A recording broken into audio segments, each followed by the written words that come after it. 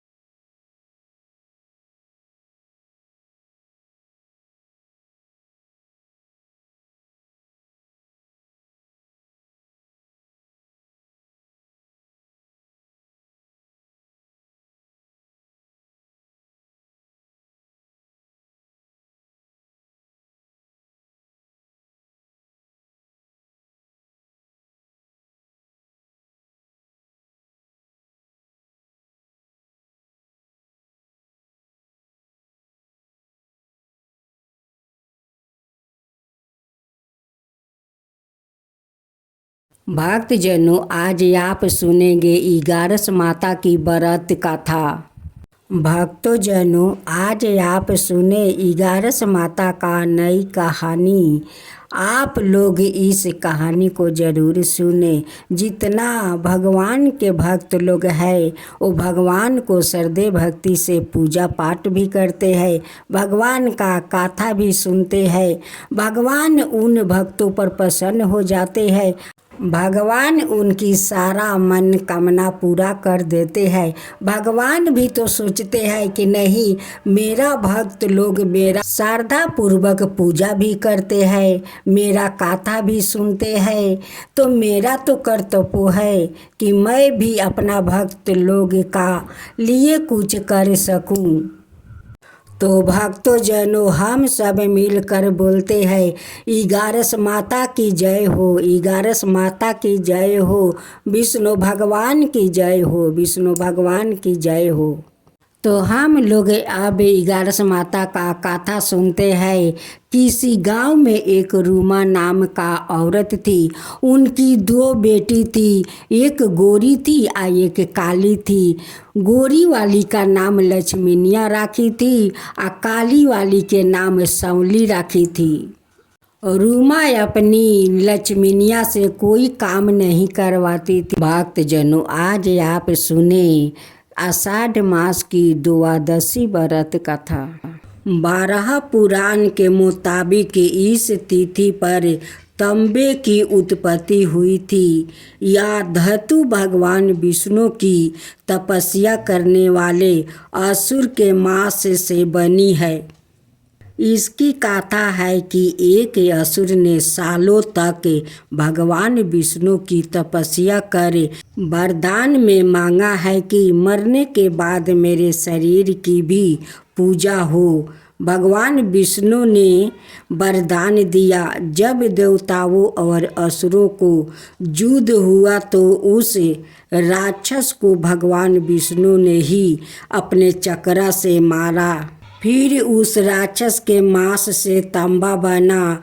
वो राक्षस भगवान का भक्त था, इसलिए भगवान विष्णु को तांबा प्रिय है। आषाढ़ द्वादशी की पूजा और व्रत अग्निष्ट होम के बराबर है।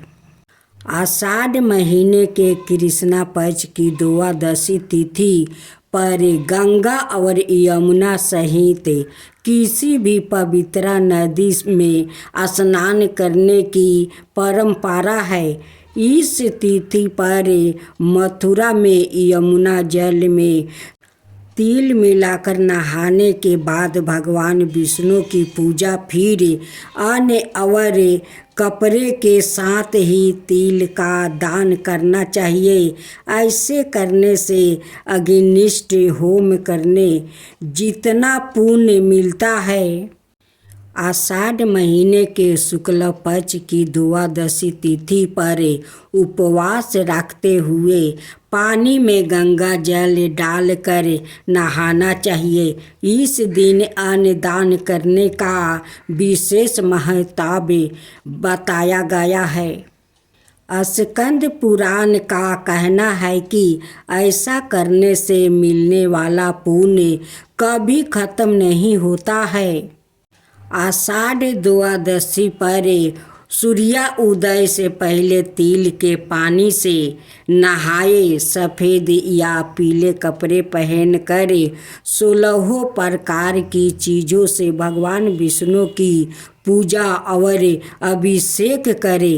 पूजा में खास तौर से तांबे के बर्तन का इस्तेमाल करें। इस बर्तन में भगवान विष्णु को स्थापित करें। शंख में जल दूध भर कर अभिषेक करना चाहिए। पूजा के बाद चंदन फूल, धूप और कमल का फूल जरूर चढ़ाए। इसके बाद तुलसी पत्रा चढ़ाकर केला या किसी भी मौसमी फलों का नैवेद्य लगाए। ऐसा करने मिलने वाला पुण्य कभी खत्म नहीं होता। नरसिंह द्वादशी से जुड़ी कथा पुराणों में वर्णन मिलता है कि प्राचीन काल में एक अत्यंत ज्ञानी ऋषि थे जिनका नाम था कश्यप। यद्यपि उनकी कई पत्नियां थीं, लेकिन दीति और अदिति सबसे प्रमुख थी। इस प्रकार अदिति के गर्भ से देवता और दीति के गर्भ से दैत्यों की उत्पत्ति हुई। दीति के 2 पुत्र हुआ, पहला हिरण्यक्ष और दूसरा हिरण्यकश्यप। यह दोनों ही असुरी प्रवृत्ति के थे। भगवान विष्णु ने 12 अवतार में पृथ्वी की रक्षा के लिए हिरण्यक्ष का वध कर दिया था। ऐसे में अपने भाई की मृत्यु से क्रोधित होकर हिरण्यकश्यप ने प्रतिशोध लेने का संकल्प लिया। उसने ब्रह्मा जी की कठोर तपस्या की और उन्होंने प्रसन्न होकर अजर अमर होने का वरदान मांगा। उसने कहा, भगवान मुझे ऐसा वरदान दीजिए कि ना मैं दिन में मरूं, ना रात में, ना पृथ्वी पर मरूं, और ना आकाश में, ना पाताल में, ना देव से मरूं, ना दानव से। इतना सुनकर वर्मा जी ने कहा, तथास्तु हिरण्यकश्यप।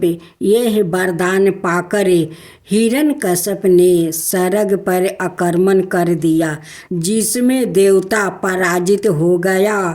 अजय होने के कारण हिरण्यकश्यप तीनों लोकों का स्वामी बन गया और उसे अपनी शक्ति पर इतना अहंकार हो गया कि वो सवाए को सर्व शक्तिमान समझने लगा। अहंकार में अंधे हो चुके हिरण्यकश्यप का अत्याचार बढ़ने लगा।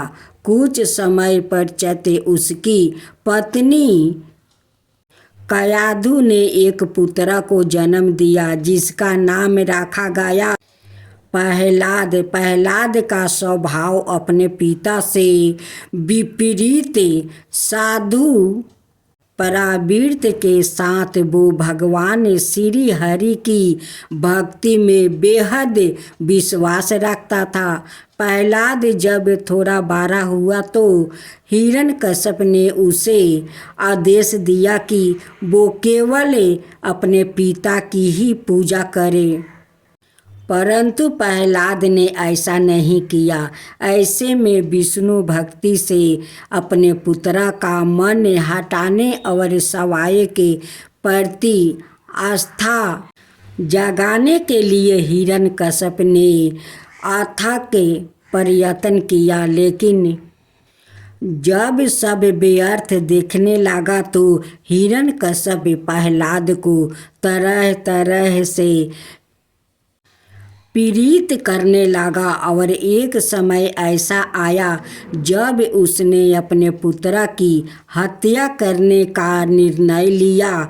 हिरण्यकश्यप ने प्रहलाद को कभी ऊंचे पर्वत से ढकेला तो कभी अपनी बहन होलिका के साथ मिलकर उसे अग्नि में जलाने का प्रयत्न किया, किंतु श्री विष्णु हर बार अपने इस परम भक्त की रक्षा करते थे। प्रहलाद पर भगवान की अद्भुत कृपा देख कर हिरण्यकश्यप की प्रजा भी भगवान श्री विष्णु से आस्था रखने लगी।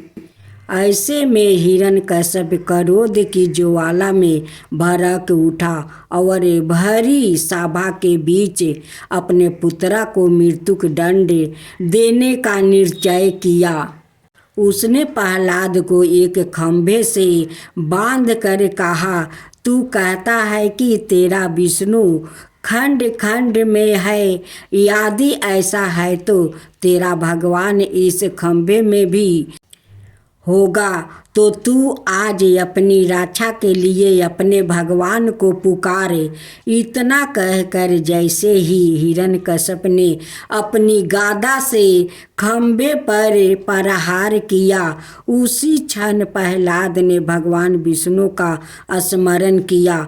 स्मरण करते ही गोधूल के समय खंभे को चीरते हुए भगवान विष्णु नरसिंह अवतार में प्रकट हुए, जिसमें उनका आधा शरीर मनुष्य का था और आधा शरीर शेर का। भगवान नरसिंह ने हिरण्यकश्यप को अपनी जांघों पर रख कर उसकी छाती को अपने नाखून से फाड़ कर वध कर दिया। इस प्रकार जब हिरण्यकश्यप का वध हुआ तो ना दिन था ना रात, बल्कि वो गोधूलि का समय था।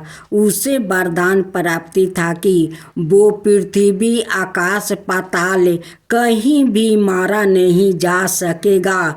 इस कारण भगवान ने अपनी जांघा पर राख कर उसका वध किया।